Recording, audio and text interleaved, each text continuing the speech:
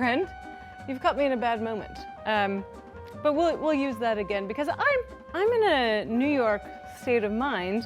So I thought we could have a Manhattan today and then maybe a different type of Manhattan because it's been one of those kind of days. My partner and I have been renovating our 1940s era home for the past year and a half.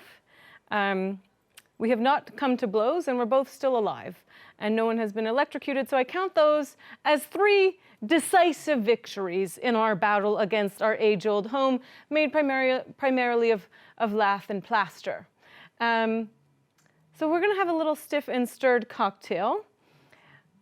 It's important when you're making cocktails and you want to become a successful home bartender to understand the rules, have the right tools, and know when to break those rules, okay? It's sort of like building a nice house. You need to know what you need to know, and sometimes you don't know what you need to know until you know it. Recently, we found something out the hard way. So the classic Manhattan is very hotly contested if you're going to use rye or bourbon. Traditionalists will say that in New York, where it was, of course, created, Manhattan, the style of whiskey that was most popular at that time was rye whiskey, which is drier and spicier on the palate than bourbon, which is going to be sweeter.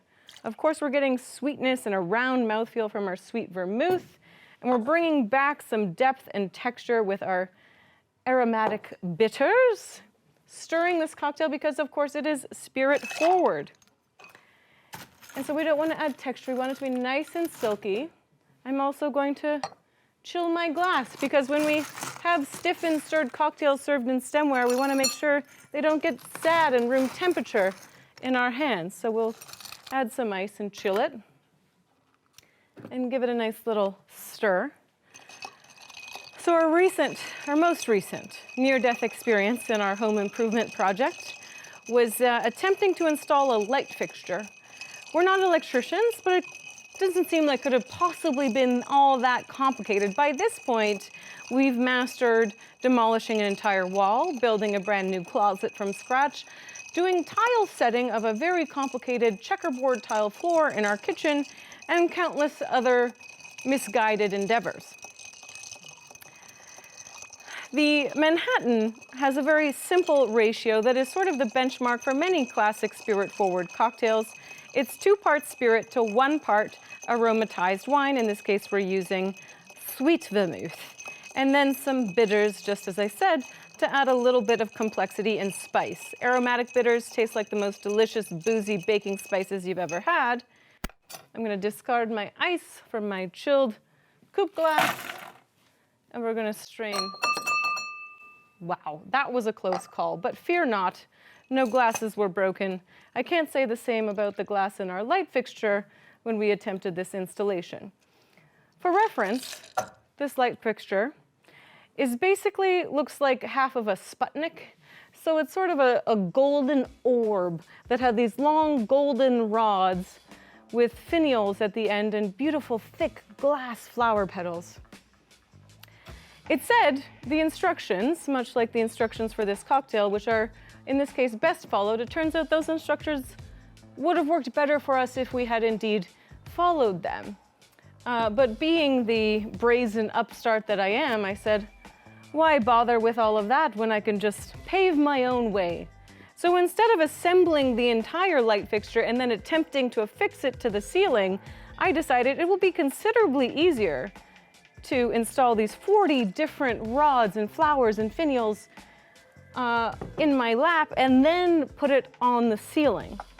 The one thing that I hadn't considered in all of that, as I make a Toronto cocktail, which is, some believe, a riff on the Manhattan and others say hews more closely to an old-fashioned, I'm adding a 1/4 ounce of Fernet Branca, which is an intensely bitter medicinal Italian herbal liqueur called an Amaro. It's made with a secret recipe of 27 different herbs, spices, and ingredients.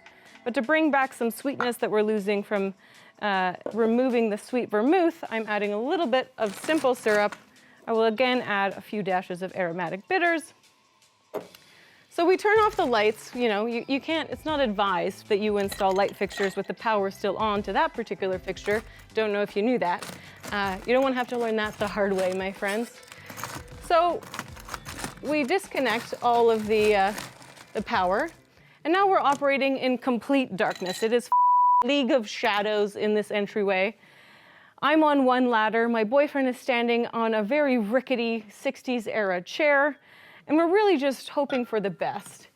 The worst part about this very beautiful and very overpriced light fixture was the method by which it attached to the canopy was just 3 itsy bitsy toonsy woonsy little tension screws. You don't even actually like screw into anything. You're just really hoping for the best.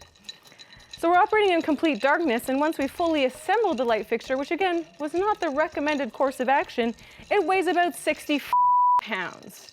So I'm there quaking under the immense weight of this light fixture. I'm just standing there like this for dear life, beads of sweat pouring down my face as I look desperately into the eyes of my boyfriend, hoping that he's going to be able to figure out how to attach these screws and make it hold. So he screws in 2 of the 3 screws. And he says to me, with hope in his voice, he says to me, "I think you can let go now." I gingerly pull my hands away from the light fixture. We both look up at it with bated breath, and milliseconds later it comes crashing down into our arms. We hear a series of loud crashes, cracks, and booms.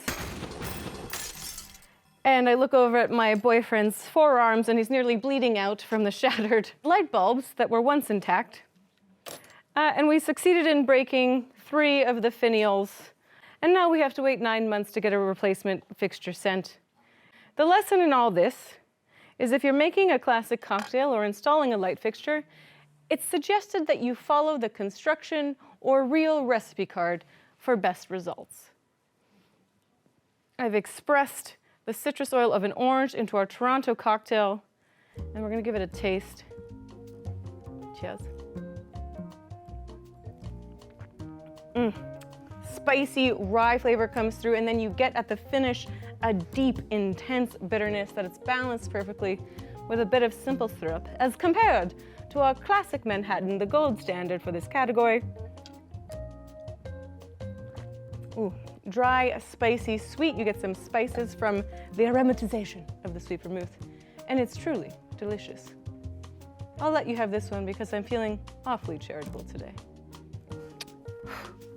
I know you'll be back soon, you saucy little minx.